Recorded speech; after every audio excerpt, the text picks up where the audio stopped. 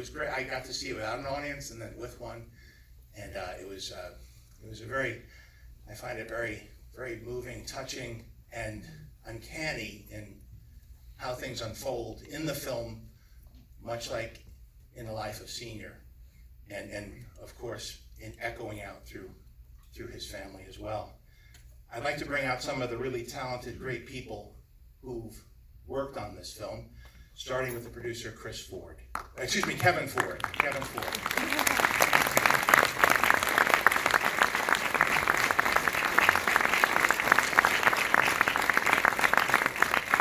One of the other producers, Susan Downey, everybody.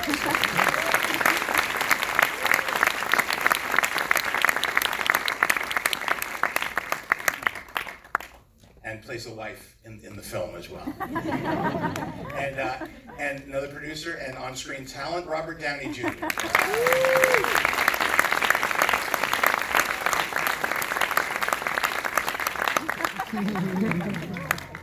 And finally, the director, Chris Smith. Finally.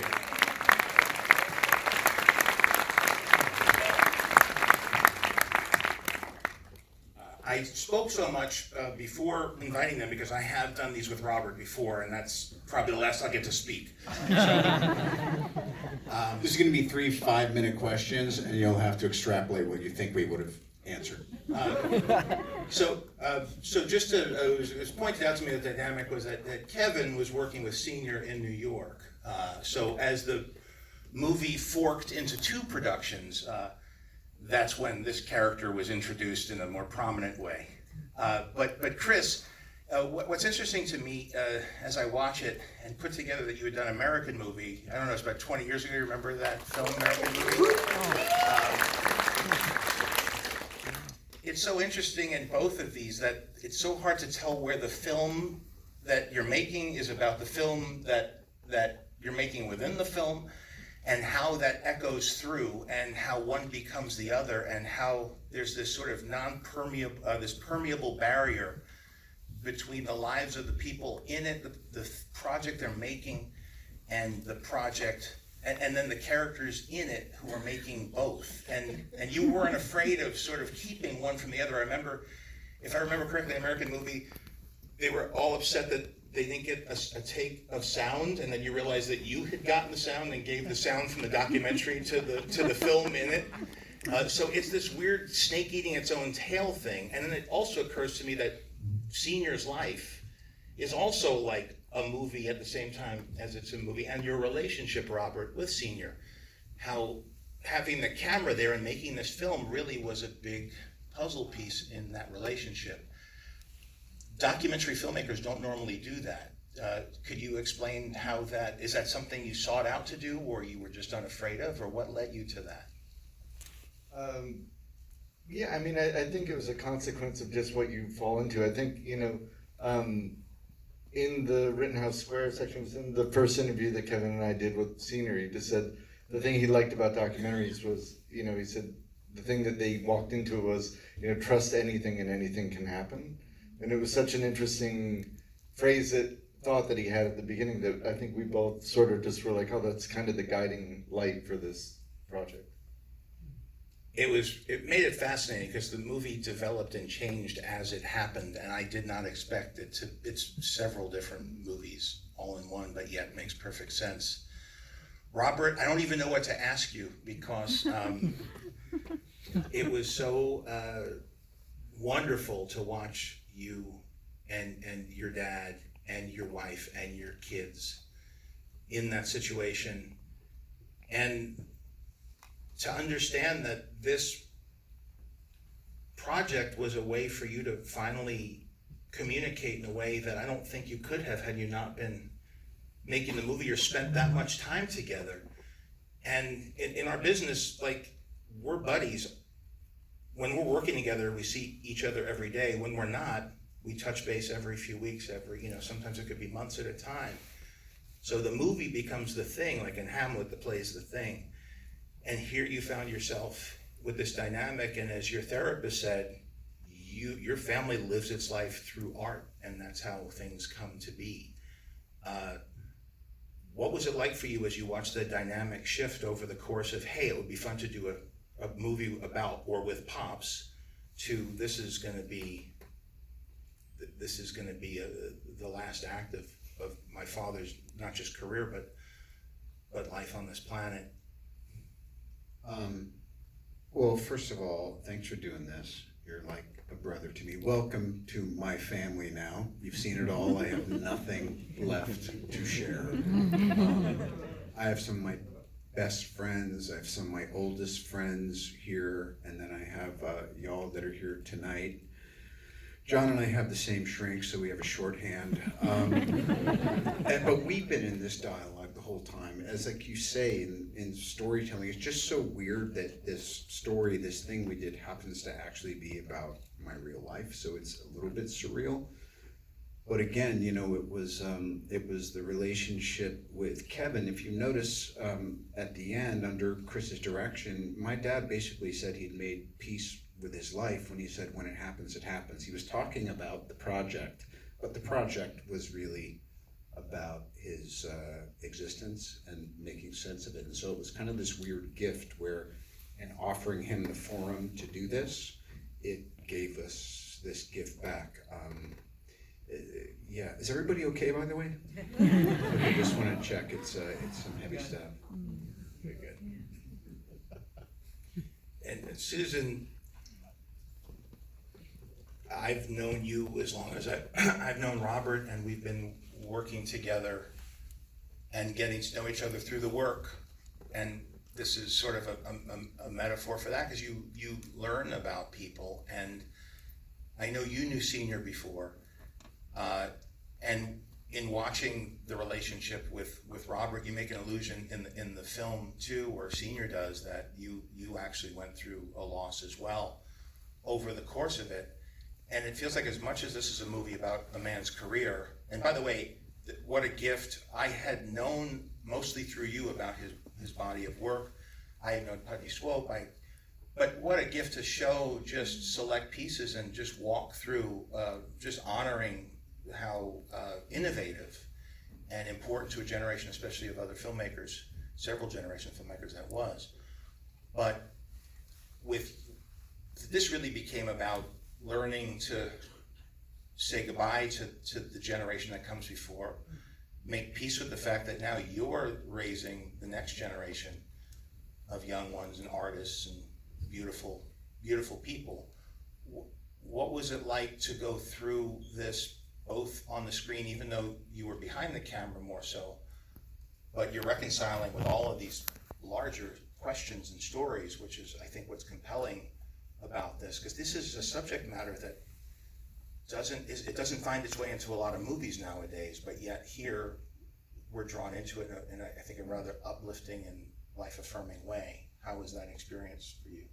Well, it's interesting. I agree with you, John. I think that we don't look at, in Western culture certainly, we don't really look at death, and we try to pretend it's not going to happen, but it is sort of everybody's story, which is why I think this transcends just being about Robert and his dad and, you know, all the oddballs in my family and everything that are featured here, and it becomes something much greater. But what was interesting, at least from my experience in producing it, is that I don't think we knew what we had or what it was going to be, because we really truly started with just, okay, Robert wants to do a doc about his dad that Chris is going to direct, and then all of a sudden Senior's like doing his own thing, and we're kind of following that story. Split into two camps. What? And we even had a cut of the movie when Senior was still incredibly mobile, and, you know, we thought there was going to be different endings. We didn't know what it was, and even then it was kind of a beautiful portrait of a really wacky artist, and it was kind of incredibly inspirational in that regard. And even until when Robert went into, you know, took Exton to see Senior at the end there, they just set up cameras and let Robert be in the room. So there weren't other people in the room when he was with his dad, trying to suddenly, you know, work up the courage in his conversation with his shrink and like ask him all these important questions. And you're at a point where Senior doesn't even know who he's talking to. And Robert left that room and he's like, we didn't get anything. Because he had all these, so you don't always know, and then once you're in post and you're kind of seeing something come together, and Chris did just an incredible job of making this make sense. And so I guess it's a long way of saying when we were doing it, I didn't have the perspective that I had once we were trying to figure out what it was. That makes sense. Kevin, you were there for that, and you were the embedded journalist. You were the on the front line. And I've been lucky enough to spend a short amount of time with Senior, but you really were, because you were in there running the cameras, and also you were running the edit. You were running the Avid there with him, and got to see a filmmaker, a prolific filmmaker, step back into that role, probably having never thought that he would again at that point in his life. And I see it in the film of how, and it's mentioned that you take on you kind of channel who you once were. What was it like to experience that, and what was that dynamic like as you got to go, be the Sherpa along with this, this mind that's very complicated and artistic and inspired? Well, it changed my life for sure. You can't spend time with him, and kind of like PTA alludes to, and catch his rhythm. And so early on, when Robert said, "Okay, this is getting weird. We're all making the documentary, but my dad wants to bring you out to edit an alternate version of the same film." We all just said yes to the information. And I was actually really excited because it was a rare chance to collaborate with someone, who was totally into like filmmaking improv. And you see that in the edit where he's open to try things, and we kind of figured out. So his edit really truly is a mashup of his entire life. And it did become clear to me at a certain point that he was reliving his life. And that one day he actually said to me, "We've got to hurry because my window is closing." And it was very important for him. And I just felt like with the Parkinson's and with everything going on, there was like cognitive therapy happening. There was, there were things that were triggering memories for him. It's great that Kevin got the experience he wanted from my father, isn't it? And I think it was PTA and Kevin that my dad wished he had as a son instead of me. And then Chris and I were there. It's like, "Oh, these two fucking guys." I did often think, because I kind of got the best of Senior, but sometimes I would sit there and all joking aside, I would think, it couldn't have been this rosy. I could tell that someone this committed to their artwork put what he put his family through at points might have been hell. I mean, I don't know, I wasn't there, but I did think there was a lot that came before this. I got to come in towards the end when we were having all this fun, but I also saw a lot of redemption in that. Robert coming to peace with his dad, and his dad definitely coming into peace with Robert, especially with the German song, which he wanted to watch over and over and over again.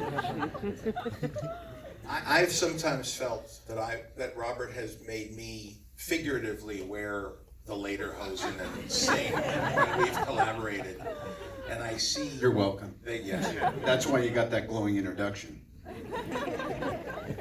it's amazing to watch who you are and how that your dad and your mom, who I had no context for at all, and just how free she was and joyful. And the thing that I think you really got from them is you see how much fun they're having and how much laughter there is all the way to the last breath. And I think the movie promises to say, and by the end of this, we're gonna figure out the secret and what the message is. And much like Senior, never owning up to, and by the way, I find it completely charming that the guy never takes a W for anything that he did. He just says, "Hey, we were just checking stuff out, we were trying things, I thought that was cool, this seemed like a good thing to do at the time," and he'll laugh about it. but he'll never give himself more than just laughing. And I see that in the two of your lives and the lives with the kids and with your friends and the big circle, the big family that's around you, and others who are in the film that are no longer with us. It was really, but then laughter in the face of all of that and mortality. And the message ultimately was, I mean, he kind of, Senior kind of, I mean, you got the title you wanted, but everything else seems went his way in the movie. And he ended up really being the postscript on what, it's yet another Robert Downey Sr. movie with no clearly definable message or theme. Well, that I'll just makes tell you, it feel a it's certain so way. nuts because there was a minute there where Susan was like, "This film, if you could call it that, is a fucking mess." Chris and I have got to wrestle this to the ground. All right, Kevin got this new edit. Now we're gonna take that. We have to make this work. And I was like, "Yeah, that's your job." I think it really does, though, is the weird, it's like all the reviews, those snippets about what his work was, like this is definitely one of his movies too, you know? And how does that feel to share the, the duties of being the filmmaker when you had so many different points of view and voices? Because it really feels like a cohesive, coherent narrative in spite of having, this seemingly chaotic experience and trying to find your way to the end. Well, yeah, I mean, I always feel like with documentaries that you're always trying to be a mirror to the world that you're invited or allowed into. And I feel like in this one, it wasn't just Senior, it was Senior and Robert. And I remember at some point in the middle, it was, I remember Robert was wrestling with the idea of like something along the line of like, I don't care if this isn't like weird enough. I want people to enjoy something. Where Senior had said to Kevin at some point, "We're not successful unless half the audience walks out during the movie."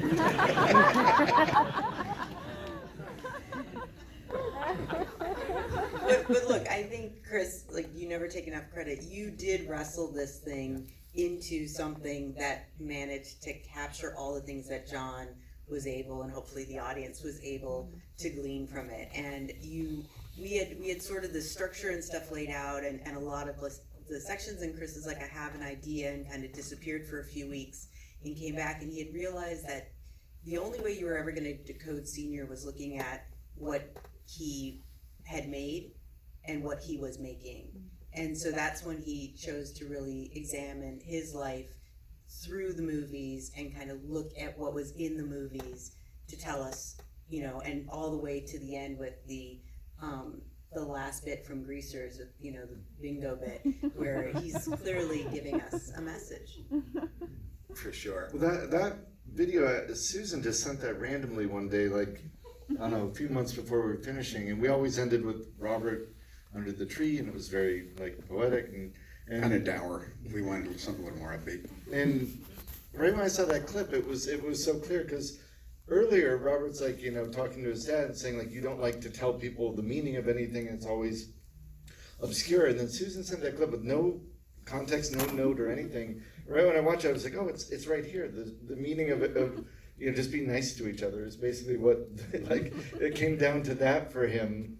And it was there in front of us all along. And even working on this for 2 years, none of us kind of put that together. And it was like, and it just seemed so nice to give him that last word, which is like, in a down moment, there's still humor and everything else. So I want to say too that my firstborn son, Indio Falconer Downey, is here, and the end credit song "Gone," which is that beautiful song, had kind of found a big fan of Indio's music, and if you go back and check out that song, "Gone," the lyrics are literally exactly about what the story is trying to say. So there's the legacy continues of mutual appreciation and inspiration around artistry in the family.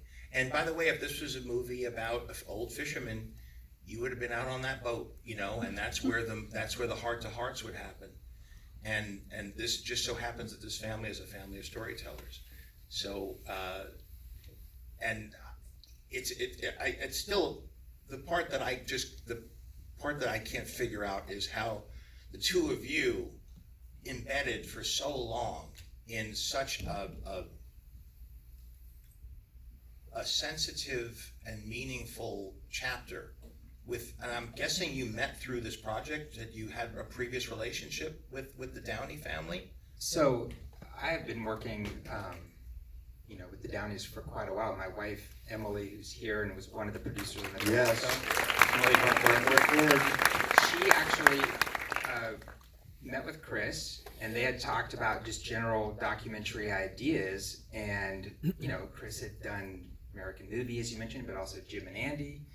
And anyway, we came back and we kind of talked about, was there a possibility of doing something with Robert? And he smartly said, not me, my dad.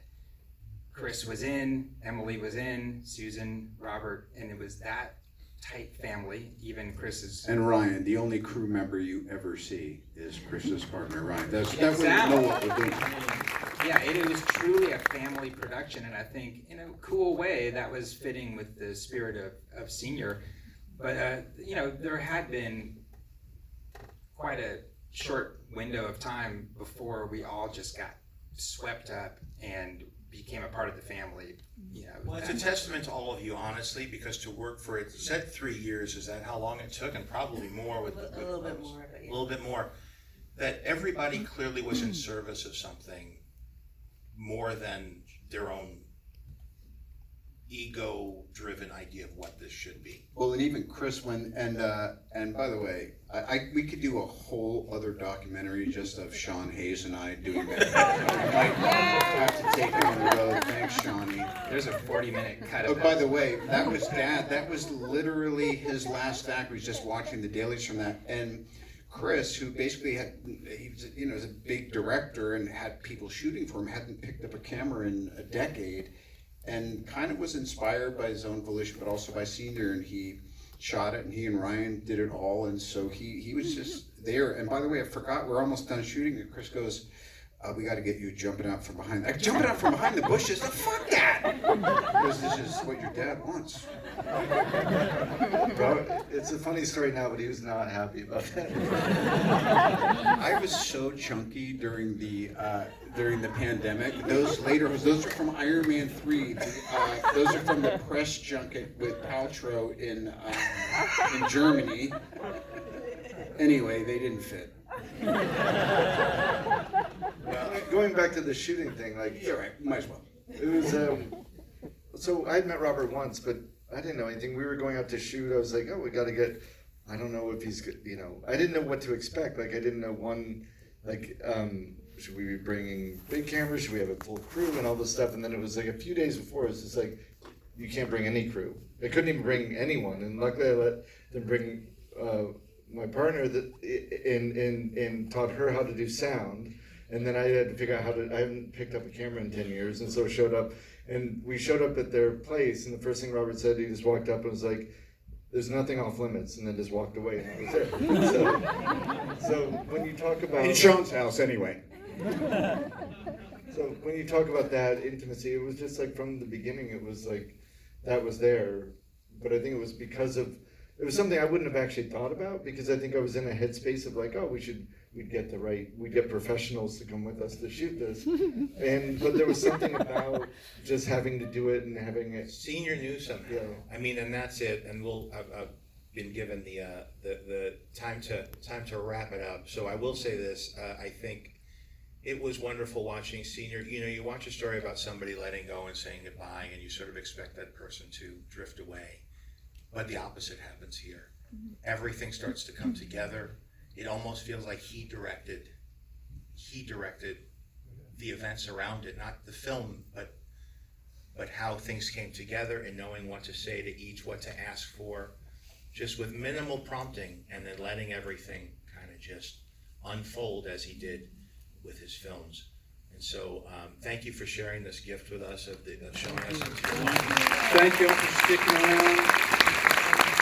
You must have to use the restrooms. For that, I am most grateful. Thank you, thank you. Thank you.